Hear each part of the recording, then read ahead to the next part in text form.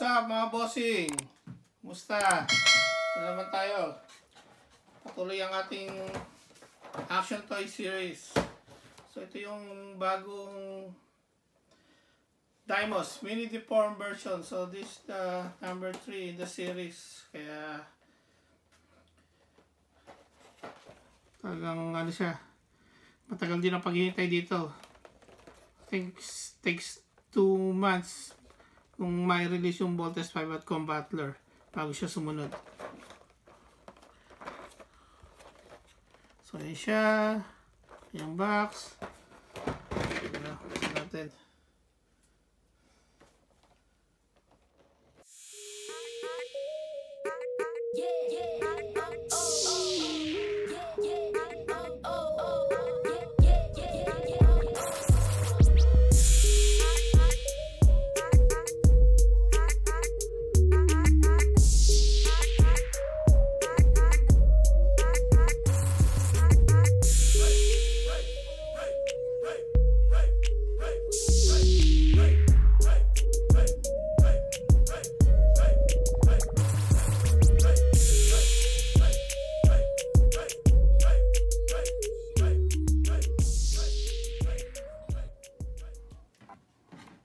So, yun ang kanyang box. Ito yung mga side niya.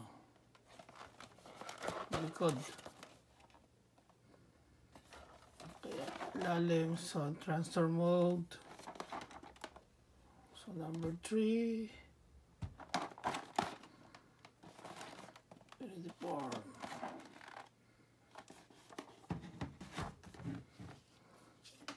So, tara na. Buksan natin.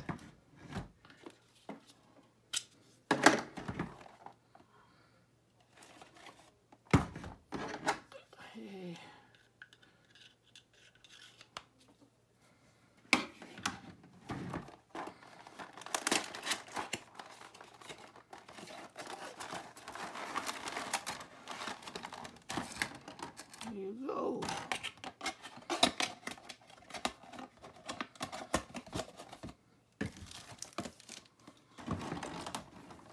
Okay.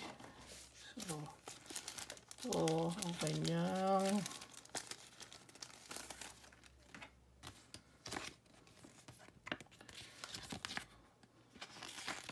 okay, so bali manual for transformation. Ayan.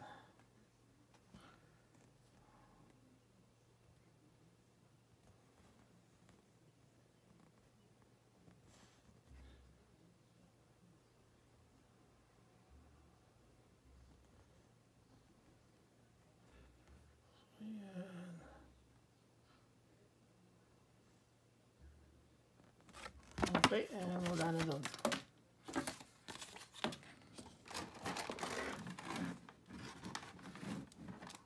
Tara. Ito kayong laman.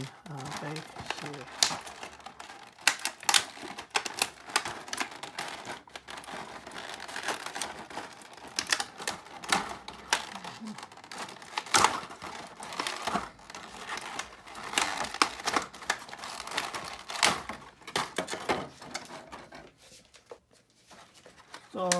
bali kasama dito yung kanyang ano eh. So ito yung kanyang parang in Tranzor mode transformation parts. So yan.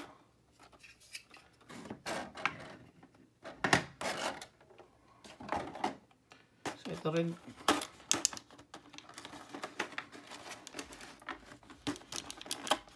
Ayan yung mga so that's part of the transformation niya. Maging Tranzor. Or from Tranzor to robot usually, right? So this one yung kanyang ano, so this one yung kanyang weapons na battle brakes. So these two is the battle brakes.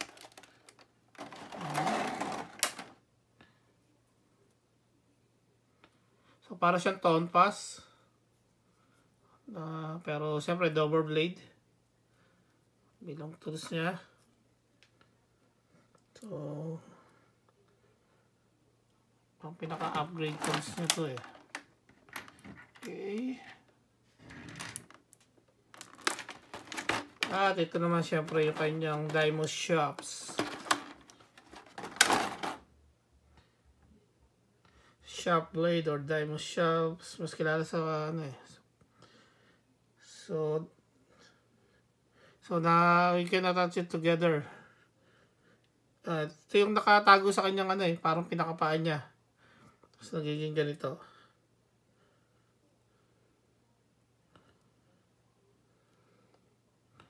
Ayan. You can also do that.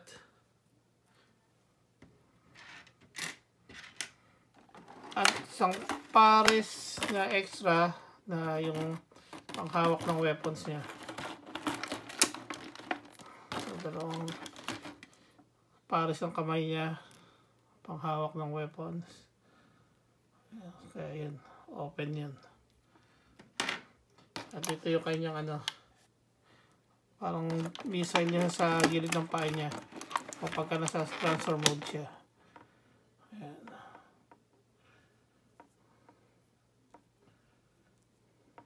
Okay. At ito na naman si Daimos, syempre. Lagay natin ito dito. Ayan. Yung mga functionality sa likod.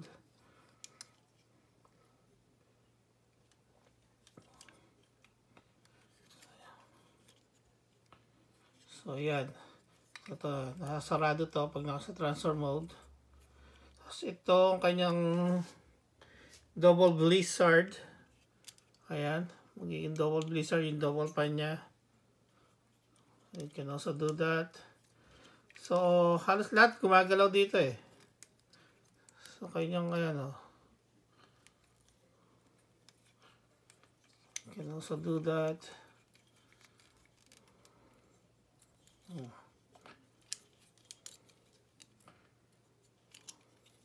So, ang dami niyang articulations. Ang ano lang nga lang dito kasi yung materials niya, talagang parang ano, hard PVC. So, malutong siya. Pero, I think that make him also ano, affordable eh. Yung materials niya. So, pero I believe ito rin yung mga ano. So, sooner or later, kung maglalabas sila ng ES alloy nito, parang diecast version ito sigurado. Kasi ang usually ano nila eh, mga mold nila same ano, mold lang ng kanilang mga mini deformed na previous version na puro diecast. So yan. Tapos yeah, ito tatanggal din to eh. Pagka itatransform mo siya sa Tranzor, so I believe you need to take it off. So there you go. Tanggalin natin yung kanyang kamay. You can also do that. Right. And syempre, poporma lang natin siya ngayon. Para ano, hawak siya ng kanyang weapons.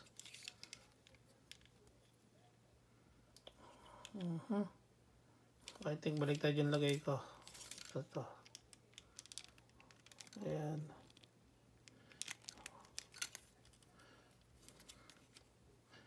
Maganda na dito, medyo ano, smooth siyang ilagay. Unlike other toys. So yan, pwede mo na siya ito lagay dito.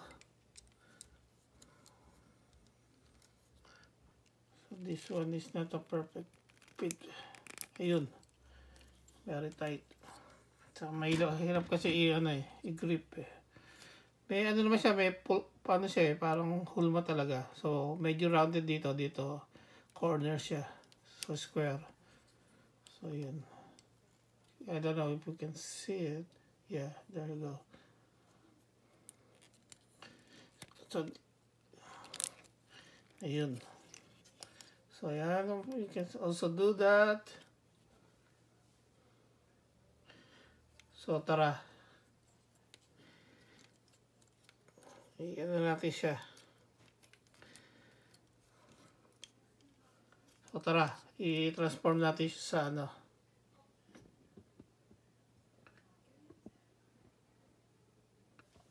Okay, ang kanyang ibang abilities. So ito yung parang pinakano niya. gusto mo siya maging parang bahay niya, mag-transform to Tranzor. Right? So, mag-transform to Tranzor. So, you're gonna break it. And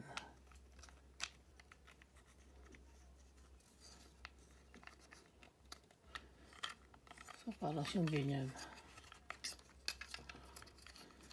So, ito bale, ayan o, meron siyang groove, ano. So, para siya doon. So, yeah, you can pull it that way.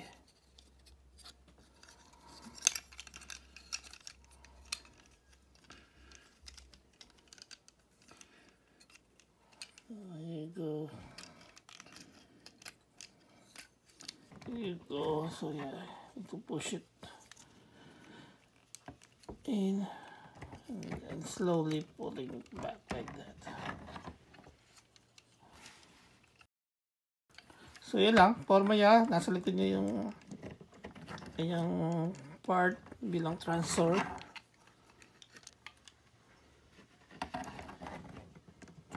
Go.